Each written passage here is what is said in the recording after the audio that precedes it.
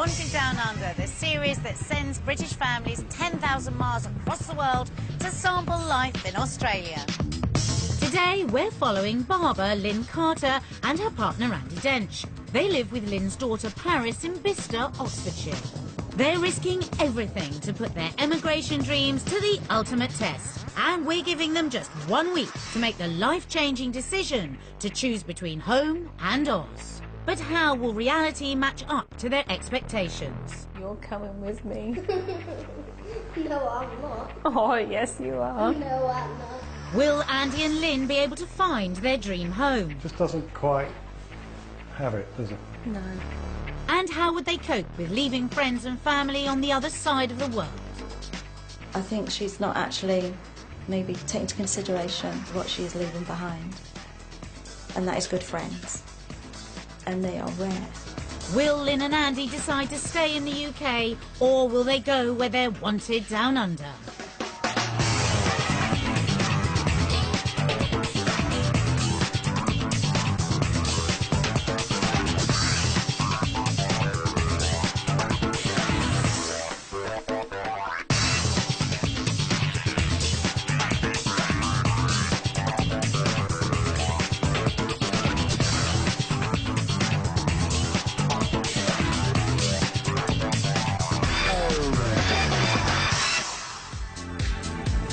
If you're looking for a new life in the sun, why not think about Australia? Last year, over 40,000 Brits took advantage of their skills being in demand down under. But how many really thought through the decision they were making? We've given 20 British families the chance to road test the Aussie life. They'll get to spend a week finding out all that they can about homes, work and lifestyle in a location we've chosen especially for them. But then they'll have to decide once and for all whether to stay in the UK or move to Australia. Lynn, Andy and Lynn's daughter Paris live in Bicester, Oxfordshire. Lynn owns and runs a barber's shop, but wants a new challenge. I've lived in Bicester 26 years, and before then it was Oxford. So I've not really known anything different than Oxfordshire. This is why I'm looking to go to Australia, more an adventure. Lynn's expectations are high. The house in Australia that I would like would be like a pole house, but more on the contemporary side with the glass, the stainless steel, the warehouse type look. Lots of light, lots of freshness and lots of air coming through. So that's something I'm looking for. And again, a sea view, definitely. Working in the aviation industry, Andy has lived in many different countries and has moved 30 times already. This is only a house. It's just bricks and mortar. It's not my home. My home is where my family is. They're both keen for a change and are considering many options for their future together. If I didn't settle in Australia, I think England wouldn't be where I come back. It would probably be Europe or possibly even New Zealand. I would try a different country. I don't really want to come back to England. We're giving them the chance to try life in Australia first for 1 week, which should be useful as none of them have ever been before. I've never visited Australia before. I've read a lot about it. I've seen a lot of programmes on it, and I tend to watch anything that I can watch on Australia. I've met quite a few Australians in my travels over the years, and I know as much as I've seen on the television, but I've never been there. Lynn's daughter Paris is excited about the trip. I think Sydney will be, like, really exciting to see with the Sydney Opera Theatre and all the harbour. But will be sad to leave her guinea pigs behind. Well, my guinea pigs are really sweet, and I think I'll be sad to leave them. Andy would be leaving his 3 grown-up daughters in the UK. It's going to be a bit of a wrench leaving my daughters behind, but one thing I've learned living overseas before is it's strange, but you tend to see more people living away sometimes than you do living at home. But they're prepared to take a risk. I think everybody has to take risks in life, and I think if you don't do it now, because life is so short, you'll regret it when you're older, thinking, I should have done that, I should have took that risk. I should have took the bull by the horns, and that's what I'm going to do. Life's far too short. So, after weighing it all up, will the family follow their dream of a life in the sun, or will they find that Australian life is not all they thought it would be? In the UK, Lynn Carter owns and runs a barber's shop in Bicester, Oxfordshire. She'd be giving up her business to go and work for someone else. So the job that Lynn finds has to be good enough to tempt her away. We've lined up 3 job options and lifestyles for them to choose from in New South Wales: the coast, the city and the countryside. Once they've chosen, they'll put the Australian lifestyle to the test. But after just 1 week, they'll have to make the biggest decision ever: move to Australia or stay in the UK.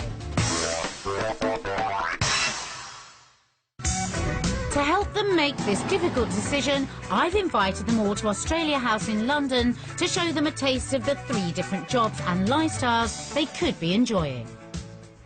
Lynn, Paris, Andy, welcome. Are we very excited? Absolutely. Now, you don't know exactly where you're going, do you? You know you're going to Australia, you know you're going to New South Wales. Well, I'm here to tell you we've found you 3 job offers. We've got a coastal one for you to look at, a rural and a city. Right. So, are you ready to have a look at your first option? Let's go for it. Absolutely.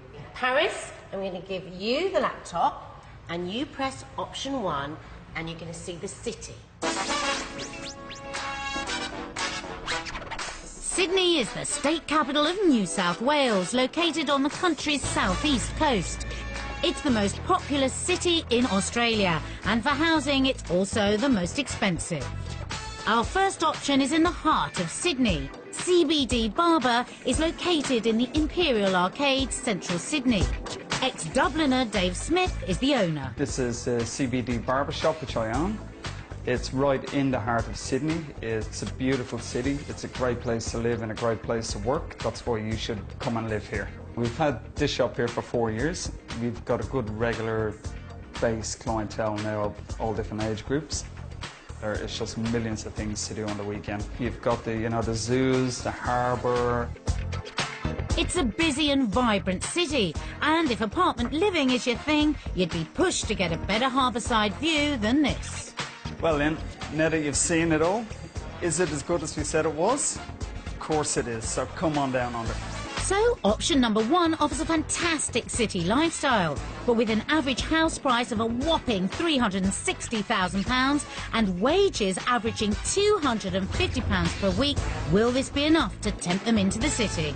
That was the buzzing city of Sydney. What are our first thoughts and feelings? I thought it was really nice. I really liked the barber shop. I like all the harbour activities, and I really liked all the buildings as well. So, and the beach, of course. So that's pretty positive, straight Oh, off. absolutely. I'm raring to go already. What about you, Andy? Yeah, I think it looks pretty good. Looks a lively city. Looks a nice enough chap there, doesn't he? It does. Would you like to have a look at option 2 now? This is a place called Terrigal, and this is right on the coast.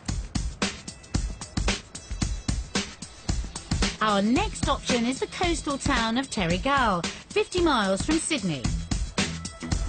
The average house price here is £220,000, far lower than in the city, though wages are similar. Tanya O'Dwyer is keen to tell you all about her salon. This is my shop, your local barber shop, down in Terrigal. I've had this shop for 7 years. We just have so much fun. It's nothing like work.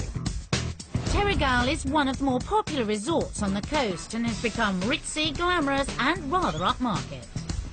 Come down to Terrigal. It's our little paradise. I'm sure you'd think it was yours as well. You'd be spoilt for choice in how to spend any leisure time here. But the cost of housing, although cheaper than in central Sydney, is still quite expensive. So, could that be your little paradise as well? It sounds very nice. I like the coastal part of it, and I like all the boats and everything. So what did you think of that option? That looked quite a nice place. Very attractive. She was quite a funky girl who's running that as well. And what about you, Paris? I liked it. I like the beach. And do you like swimming? Yeah. Could And you- I can snorkel. Oh, you can snorkel? Yeah, can you imagine the things you'll see there? Yeah. Would you like to look at option 3 now? This is more of a rural area. So again, Paris, you're in charge. Just an hour away from Sydney, Mittagong is a small rural town in the beautiful Southern Highlands region. Wages are more or less the same here too, but the properties are even cheaper, with an average price tag of £140,000. Here's Kate Madday. I bought the barber shop about 4.5 years ago. The boys range from little bubbies right through to the elderly. We're doing short back and sides, a lot of modern cutting. It's just a great place to work. Obviously, being a country area, there's lots of farms in the area, so you may find that you get some men coming in that actually smell of cattle manure. It's a lovely little rural town. It's not far from Sydney, so you've got all the glamour of Sydney only an hour away. There's a wide range of property in Mittagong, from traditional Aussie homesteads to luxury houses with land, horses and price tags of well over $1 million Aussie dollars. Lynn, I am desperately looking for a third barber to come along and help me at the barber shop. We'd really appreciate you coming and spending a week with us and have a little bit of fun along the way. So our final choice, Mittagong, will give you a taste of life in the country, whilst not being too far away from the city lights. But is it exciting enough? So what do we think, guys? That sounds a really nice area. She's a nice, warm, friendly person. She could do with my help for a week. She's desperate for you. Absolutely. It sounds really nice and rural. Not really worried about the horse manure. We have a lot of farmers come into ours. Oh, do you? Yeah, so you're the used to pigs the and aroma cows. of cattle manure. We have enough of aromas of everything, really. But I don't know about you, but I got a really nice vibe from that woman. She was really nice. And so really keen. Absolutely. Now, what about those houses? Lovely. We'll have one of them. Yeah. What did you think about that house? I went to one of the big ones. Oh, with do the you? horses. It looks like there's lots of things you could do around there. It's not just the coast, but you've got the countryside, you know, not far away. Walks, dirt biking, Mountain biking. mountain biking. You've got the regulation haircut by the look of it. I happen to notice they'll have the same hair as you. No, but she's got the crazy red stripe. Absolutely. Crazy woman. It's decision time, so which will it be? Wild city living in the heart of Sydney? It's exciting, but it's expensive too. The laid-back beach life in the coastal resort of Terrigal. Or the cheaper rural life in Mittagong in the Southern Highlands, where your dollars go a lot further. It's a decision that could change their life forever. So, what will they choose? I think maybe option 3 is a bit more What you're heading looking for. Although the coastal region is very attractive, there's perhaps more options, more things to do in the rural area. We have a decision then, yeah? Yes, absolutely. Definitely option 3. You will be galloping on beautiful horses and you'll be barbering. Again. Well, look, I've got 3 tickets here and you're off in just a few days, so I better give those to you, hadn't I?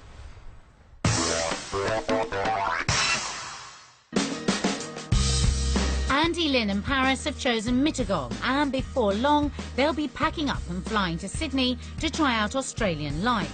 If they decide to move to Australia permanently, they'll be leaving a lot behind, so they all know it's the decision of a lifetime. But first, they've got to get there. It's an exhausting 22-hour flight to Australia, not something to be taken lightly, especially with children. So a full day and night later, they've arrived. They're tired, but excited, and they're keen to investigate their home for the week. They'll be renting a large 3-bedroom house in Bondi Junction, a suburb of Sydney, 5 minutes drive from Bondi Beach and an hour and a half from Mittagong, where Lynn will be working. Space! There are 2 living areas and plenty of space spread over 3 stories, and there's a fabulous view from the top floor courtyard. Oh, Sydney! Oh, I can see Sydney Opera House. Sydney Bridge. That's quite breathtaking, actually. I don't think we get this view back in England. They love it, but would they be able to afford to live like this if they moved here? They don't have long to settle in before starting their first task, to find out about the kind of house they really could afford if they decide to move here. Andy, Lynn and Paris live in a 4-bedroom house in Bicester, Oxfordshire, worth in the region of £400,000. There's an office and 2 living rooms. The kitchen and dining areas are open plan, and there are French doors leading to a well-maintained garden with decking area to sit out in. Sydney, the capital of New South Wales, is the most expensive city in Australia. They've set themselves a budget of around $625,000. That's about £250,000, although they'll be able to go higher if they find the house of their dreams. So what kind of home could they afford around here for that sort of money? The first stop on their property tour is in Stanwell Park, a beach suburb about an hour south of Sydney. Built only 3 years ago, this ultra-modern family home boasts 4 bedrooms, 3 bathrooms, a double garage and a pool. It's on the market for the equivalent of £380,000. But straight away, Andy's not keen. At first glance, it looks like a tin shed. It's not something that we'd normally be used to. Or attracted to, really. Andy doesn't like the outside, so what about the inside? I don't think you can judge it by the furniture that's in it, though. I'm not taken with it, even up to now. Oh, there's another bedroom here. Once again, It's very small, and it feels very hot, so I should assume that it will get very, very warm in the summer. But this is obviously the master bedroom. what do you think of the views out of there? The views are stunning. Very stunning views. You wouldn't get this in Vista now, but it's still not doing it for me, I'm afraid. the tin roof's getting to you. Really modern, light fittings and modern amenities. The family bathroom is quite nice. I like the floor, it's quite quirky. It is. Yeah, very quirky. Give you some sort of Japanese massage when you're walking on it, bare feet. So it's not all bad then, but is the kitchen enough to win them round? Wow. Now this is different. No, this is nice, Definitely very nice. It's absolutely fantastic that you can open these doors up and bring the garden in as a second room. The views are just something else. I don't think I'd use the rest of the house. This would be it for me. This would be the whole living, sleeping, breathing area. It's lovely. And it's got the swimming pool. Hooray! Yeah, That's a big bonus.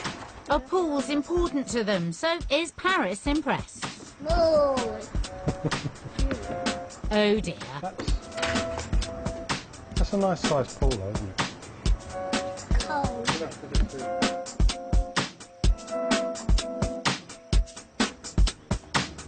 Oh, this is the lounge. It's nice once again, it's got the lovely views, pool, everything. Just doesn't quite have it, does it? No, just the outside. I can't get to grips with that one. You don't want to live in a bean tin. I think that's a no to tin house number 1 then. So let's go on to house number 2, which is in Otford, another beach suburb an hour south of Sydney. This 3-bedroom house has sea views and extensive gardens, as well as the all-important pool. It's for sale for $1.3 million, which is approximately £525,000. Although it's more than they wanted to spend, you get a lot of house and garden for the money. This house is built of brick, so maybe its more traditional style will appeal to them. That's cool. Yeah. Very cool. You can smell the wood. It's got the size of our kitchen. Yeah, this is the veranda. This is nice. House in the forest. So see the pool? Very, very nice. It's really peaceful. And hear all the birds. Lovely. Now this is very private. Yes! I'll go see you later, guys. I'm going for a swim. The pool's a bonus, but Andy doesn't seem keen to maintain it. Nice location, but that looks a slightly high maintenance pool, to be honest. Looks like you're going to have to be breaking those things out all the time. A shame, but a fact. Where are we going? We're going to go upstairs? This is like a place set back in time, this, isn't it? Look. Back inside, Lynn loves the wood. The smell of the wood is just beautiful. Really beautiful. It's just dark. Very dark. You'd need lights on all the time. and she seems taken with the bathroom. Wow. I'm absolutely stunned at these windows. They're beautiful. The windows just make the property. Seems they like it, and they think it's good value as well. I think it's well worth the money. It is if you like the style of house. Yeah, Its location is perfect. perfect. You wouldn't get this in the UK. You would be paying over the £1 million mark in UK for something like this. Well, that's a bit more promising. Our final property is located in Bowral, a suburb of the Southern Highlands and about 1.5 hours southwest of Sydney. At £240,000, it's well within budget. So will this house be the one to win Lynn and Andy over? That's veranda. You see this being quite private once the flowers and the trees are out in blue and everything. Again, it's the construction that's bothering Andy. The open fire looks really nice. It reminds me of the Park Cafe when I was a boy, if I want to be honest. I don't like pure wooden houses. This is too much like a shed for me. But Lynn is impressed with the layout. I do like having the kitchen diner open. I think that is so nice, and having a big breakfast bar. It's lovely.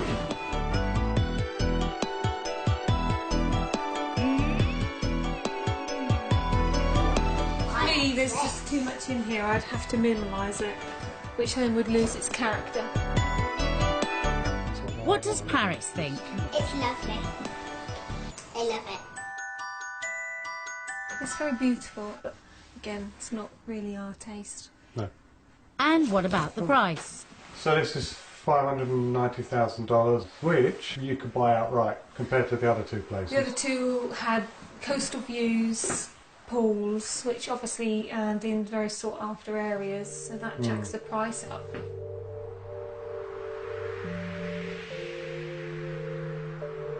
It's good value, but as they walk around the property, it's clear that the style doesn't appeal to minimalist Lynn.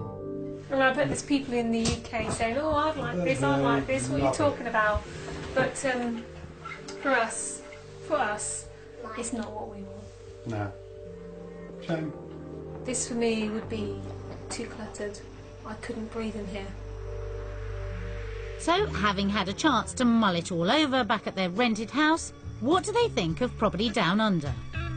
They weren't keen on the tin house. Just doesn't quite have it, does it? Tin shed! They quite liked the brick one, You wouldn't get this in the UK. You would be paying over the £1 million mark. but wood was never going to work. If I was to build a shed in the garden, it would look like this, but not. I don't want to live in it. It's time to vote on homes, UK or Australia. Based on the three houses that we've seen, I think we'd have to say it's UK. They just couldn't find what they were looking for, so it's UK for homes. Lynn and Andy have been surprised to find that houses in and around Sydney haven't been as cheap as they expected. But what about the super rich? What could you expect to get if you had millions of dollars to spend? Sydney is a playground for the rich and famous. Millionaires who are looking to buy property in Sydney could do worse than come here to the Inner Harbour area. Estate agent Paul Langson is keen to show us some of his favourite properties from the water, and he's got some pointers about buying properties worth over 10 million Australian dollars. That's about £4 million plus. We're in Elizabeth Bay outside one of the most special homes in the area called Boomerang. It sold recently for just on $20.7 million, and it's one of the best forms of a Spanish Mission style home here in Sydney. Mission Impossible 2 was filmed here with Tom Cruise. This house behind us is known as the Bang & Olufsen house, obviously from its appearance. It recently sold in the last few months for just under $24 million. It's got close to 50 metres of frontage to Sydney Harbour. So just behind that wall, you've got a magnificent pool, great for entertaining, and, well, it speaks for itself. This is the start of probably Sydney's most expensive postcode, 2027 Point Piper, and we're actually outside a home that's soon to be completed. It's got many bedrooms, it's got a home cinema room, it's got every luxury that, that money can buy. So here's our millionaire's guide to buying a home in Sydney. Firstly, it's the old favourite: location, location, location. When you have a house like this with your own jetty, views of the Opera House and the Harbour Bridge, and right on the water, I think you've made it. Make sure you buy a boat. You need to make good use of that waterside location. You can buy a simple 30-foot yacht for around £150,000, but for a 5-star seagoing catamaran, you could expect to pay as much as £1.5 million. Look at that, its own private jetty, straight onto the water, come straight off your boat, into the pool. And lastly, make sure you have loads and loads of cash. You're going to need it. Behind us is Sydney's most expensive house ever sold. It's Altona. Sold for just over $28 million. So you've got the cabana, you've got the boat shed, you've got a studio, you've got the pool, and you've obviously got the magnificent residence behind. I think if you owned one of these, you'd feel on top of the world, and you've definitely made it. They weren't bowled over with the Australian property, but there's plenty for our family to see before they make that decision to head down under. It's time for Lynn, Andy and Paris to take a look at the lifestyle they might lead if they make that move. Day 2, and after an arduous day house hunting, aviation-mad Andy has heard that a local company offers seaplane flights, and they're all keen to find out more. Yeah, getting up. It's the first aid kit in the far rear of the aircraft, the fire extinguisher in front of the pilot's seat. I don't think we'll need any of those. Shy. And they're off.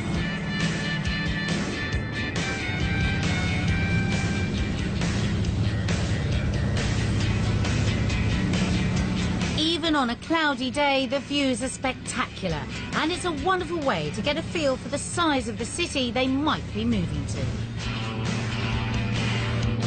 But all too soon, they're back on solid ground. Thanks. I'm glad you got it. Fantastic. Awesome. Absolutely brilliant. Was it? Want to do it again? They've all enjoyed the flight, and Lynn and Andy are keen to mull over what they've learned with a nice cup of tea. But finding one is not as easy as they thought. Will a cup of coffee do? G'day. They're not coffee fans, and Andy seems confused. Do we drink this with a spittoon? You can if you want, but I prefer it in the cafe to stay in your mouth. Right, we'll do our best. All right, so we... Will coffee shop owner Toby be able to win them over? I'm not really a coffee drinker, so it's got to be exceptionally nice. Otherwise, I don't know. It's not really my thing. This looks very unique, so I'm looking forward to it.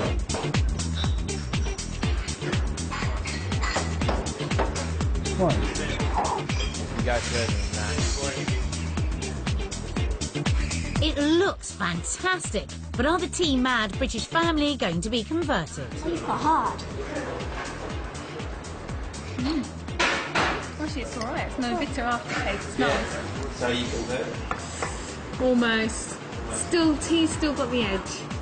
But I do like that. Genuinely, I think it's really nice and smooth. Are we allowed to try some more coffee? They've had an interesting day getting to know more about the Aussie way of life. But now it's vote time. Had they been convinced that it could be for them? Australia! So despite voting UK for homes, Andy, Lynn and Paris have still had a wonderful time as a family seeing Sydney from the air. They even enjoyed the coffee. But will Lynn find her job rewarding, and will she be able to earn enough to pay for the family's dream lifestyle?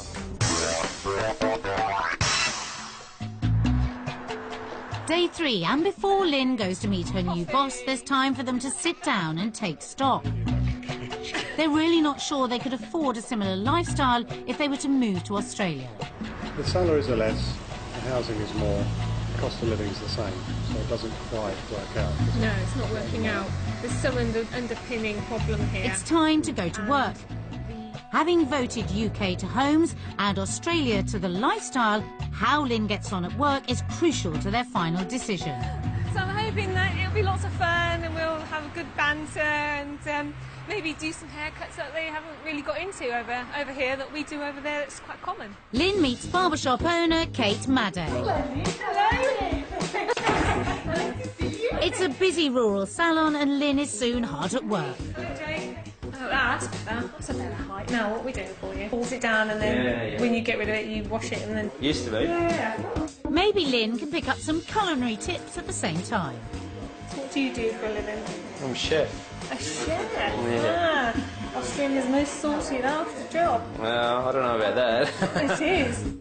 But with a population of only 6,000, will there be enough work in Mittagong for Lynn to pay the bills? So how do you find the cost of living here? Because you've actually been to the UK. So if you compare it to the UK, so coming back here to live, how do you find it? In Australia, the cost of living is probably a little bit cheaper than what it is in the UK. I found the UK to be very expensive. It's definitely cheaper here than what it is over there. But I'm looking at it from now. I'm living in England and I've come to Australia and I'm looking at the fact that I don't think I could survive on a barber's wage. I just found it increasingly hard to actually, over there, to save money. And on a bartender's wage you can survive over here. On a bartender's wage in the UK I couldn't survive. In that comparison I just said that I just find it's easier over here. Right. That's a good overall view of it as well. It's given her a lot to think about. $36. There you go. Thank you very much. Thanks for that, that's good. Meanwhile, whilst Lynn is working hard, Andy and Paris are out in the fresh air playing a round of crazy golf.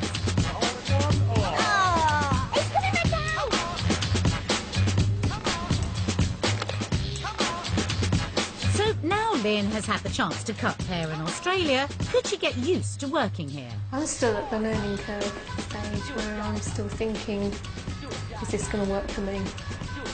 Maybe a chat with boss Kate will help to clarify her mind. But I really think with your personality, your looks, you'd be fine in starting up your own business, and I don't think it would take you very long at all. The word would get around very quickly. 2, 3, 4! How'd it go then?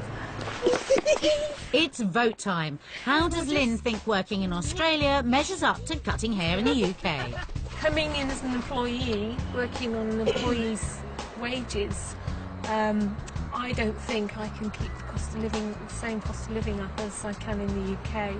So if I had to choose, it would have to be England. It's a reluctant no to work in Australia. So Lynn's discovered that work is better in the UK. It's a huge blow for any emigration plans they might have had. And now, with just 2 days left, they've got to choose between the UK and Australia. And things are about to get a whole lot tougher. Andy, Lynn and Paris from Vista, Oxfordshire are in Australia to decide whether they want to risk everything for a new life in the sun. They weren't impressed by the property. Just the outside, I can't get to grips with that one. You don't want to live in a bean tin. But they loved the lifestyle. It was fantastic. Awesome. Lynn thought the work overall wasn't for her. But I think Australia has a lot to offer, but I just don't know whether it's got it to offer me yet. And there's more trauma to come as they realise what life would be like if they left family and friends back in the UK. This is your dream, Lynn, and I hope you do the right thing, and I really mean it. Well, so will they change their minds about life down under? Our family are near the end of their week in Australia, and Lynn's keen to find out what Paris thinks about potentially moving so far away. I'll miss all my friends. I'll miss like Ellie and Eleanor. Really good friends. you'll make lots of new friends. And you're going to miss Pat. So you know what it's like missing really good friends. Of course I'll miss Pat a lot. But we'll always text. So we'll always have some contact with each other. So, You miss Mary? yeah, I miss everybody. Me? You're coming with me. No, I'm not. Oh, yes, you are. No, I'm not. I'm scared of spiders. Paris is worried, but Lynn is sure her doubts can be overcome. I think she'd adapt very well. She's a very sociable girl and makes plenty of friends. I don't see it being a problem for her at all. Andy is unsure too. Still not really sure right now. I think house prices, it's not going to be that easy to afford something really nice that easily for us. That's why really it ought to be worth looking at somewhere like Brisbane, a slightly smaller place. I've always wanted to come here, but I have a few doubts. I don't know about actually just coming out here right now. It sounds like Andy has already made up his mind, but Lynn is still wavering. It is true. But I think, as well, looking at it on the other side of the coin, that if you don't make the move and run the risk, you're never going to do it. Their week in Australia is drawing to a close and it's nearly time for them to choose. But before they have to make that decision, we've got them together to look at some messages from their friends and families back home. First up is best friend Pat. Hi Lynn, Paris and Andy. Have a really, really wonderful time. Go for it. She's always there. We're there for one another. I mean, if she's got a problem, she'll text me if she can't get through to me, whatever. She's dead cheeky and she's hilarious. So I know they can be quite brashy Australians, but I'm sure she'll manage them. She likes a laugh. We both like a laugh. We had many laughs together. Paris is very bubbly, again like Lynn, very outgoing, full of energy. Andy's a lovely guy. Resented him like hell at the beginning, obviously, because pinched Lynn off of me. But yeah, he's great. He's a really nice guy. And I think Lynn will miss the snow. I don't think she'll miss Bicester at all. Mixed feelings. Lynn's friend Sharon will miss her. She's my mate, so obviously I'd much rather she was moving to Banbury, not Australia. We're only a text away, a phone call away. And any time she wants to come back, she knows she's more than welcome. Yes, that's going to be the first phone call I want to make. And I think she's not there, and yeah, so it's going to be tough. I think with Lynn at the moment, she's so wrapped up about going to Australia that I think she's not actually maybe taking into consideration or seriously what she is leaving behind. And that is good friends. And they are rare. Very rare. Lynn, if you can hear this, just make sure you've got the guest room ready, please. No, I don't really want to think about the day she goes. I think it'll be hard for her as well. I don't think I'm looking at that day. Maybe I'm not taking her too serious because I don't want that day to come, to be honest. I think it'll be very difficult. Give it all you've got. Give it the time you need. Take your time. Just have a ball. If it doesn't work out, we all love you. We're all here for you. I hope you enjoyed your week in Australia. I trust you're not coming back and that I'm going to get the job as a plumber that you keep promising me. But don't ever forget us. We'll miss you. And I can't wait to see you. You take care. And I hope this is your dream, Lynn. And I hope you do the right thing. And I really mean it. Bye. Take care. See you soon. She's crying. Welling up there a bit. She was, yeah. That's really sad, isn't it? Going to leave all your friends. I know. You miss them, won't you? Pat will miss you. Yeah, she will. Oh. Don't know what to say. We're only a plane flight away, a call away, a text away. I do know how she feels about it, and I do know that she'll never come over because she doesn't like the plane flight. And I'm really sad that, knowing that really, that I may never see her again unless I move. Went over to England, and what she's saying about friends are rare. They really are rare.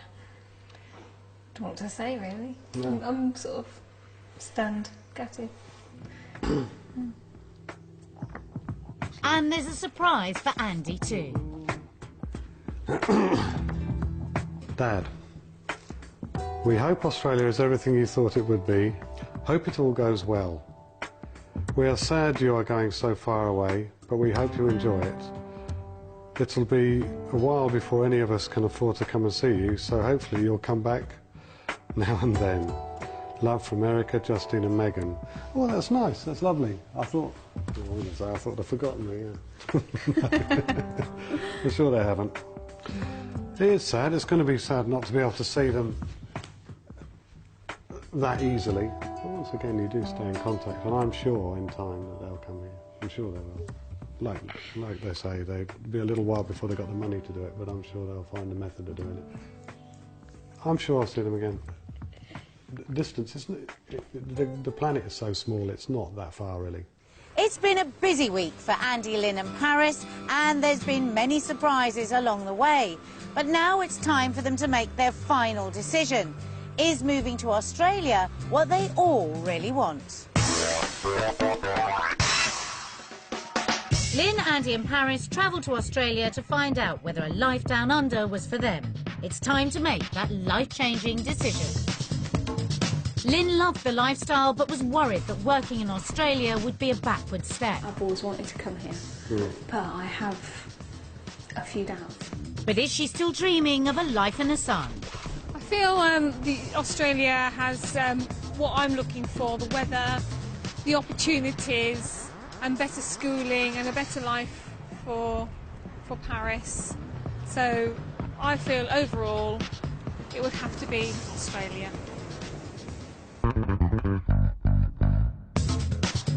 And what about Lynn's daughter, Paris? She loved seeing Sydney from the air. It was fantastic. But she's worried about missing family and friends.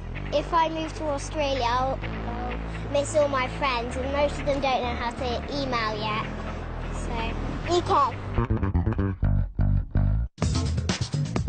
So it's one vote for Australia and one for the UK. Andy's vote will be the decider. From the start, he's needed some convincing that Australia would be the right move for him. It reminds me of the Park Calf when I was a boy, if I want to be honest. So, has he been convinced to try a life down under? It's not the land of milk and honey that you maybe be led to believe, but on balance, I think, yes, I would emigrate to Australia. So our family have voted by a majority for a new life in Australia. It may have seemed like an easy choice to move somewhere with a fantastic climate, great housing and plenty of job opportunities.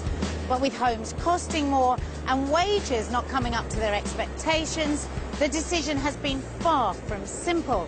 But despite their disappointments, Lynn, Andy and Paris have taken the plunge and will soon be packing up and moving to the other side of the world.